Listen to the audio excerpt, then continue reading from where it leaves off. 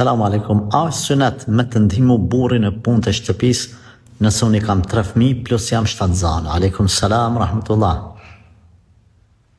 Allahu që pëbleft motër. Ju këshilloj gjitha motrave, besimtare, namazlike, që i din sunetet që janë në favor tyne, le t'i mësojnë edhe sunetet që janë në favor të burrit. Nuk jam kundër teje, që ke thonë ti që ashtu është. Bashorti do të më mundu me ndihmu ngruz vetë sa të ketë mundësi. 3 fëmijë ke plus i shtatzan, shumë rregull. Por edhe ti dush minimu bashortit kur ai ka nevojë. Mos më kërku gjërat cilat ai nuk mundet me t'i blej. Mos më ngrit zanin ndaj tij, me rujt moralin, me i buzëqesh, me eduku fëmit, mos më lyp gjana që nuk janë takatin e vet, me u kënaq me pak. Me bo dua për ta, mos me ja kthy fjalën, me ja respektu prindrit nëse janë me ta. Këshillat urnat e ti me i qu në vend. Nëse ai smurët ose është fukara, me bo sabër bashkë me ta, me jetës përpara projektet e bashortit.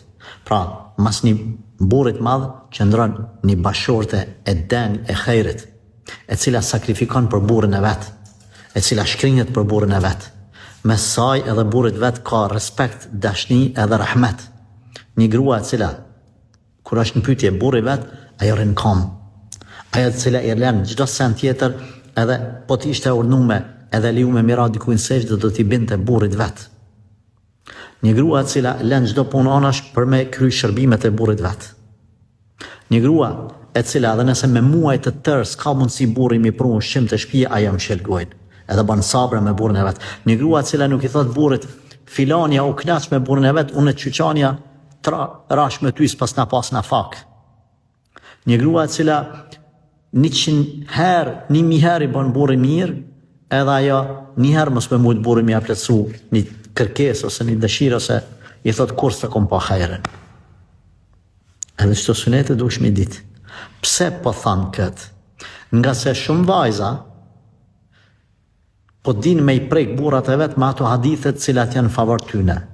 Po din me i bo pyetje duke thonë, "Hoxh, a kam obligim unë m'ia hekuros teshat burrit, m'ia bë bukën burrit?